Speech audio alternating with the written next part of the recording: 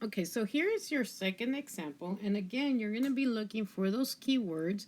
Remember, A is less than, B is greater than, C is greater than or equal to, and D is less than or equal to. So again, it says choose the inequality that you would use for the statement above. So it says you must be shorter than 42 inches to ride the kitty train. So shorter than is my key word. So I'm going to go ahead and circle that. Now, shorter than, I know that it's going to be less than. So I know I'm going to put X. So that's my mystery number.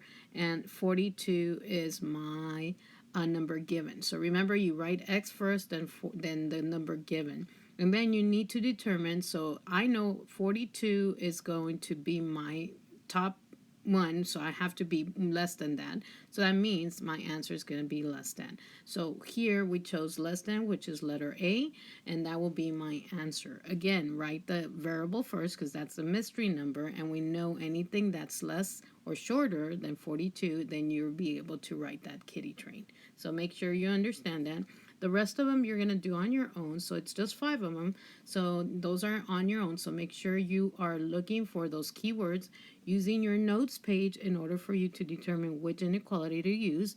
And that way you'll be able to get it correctly. So good luck.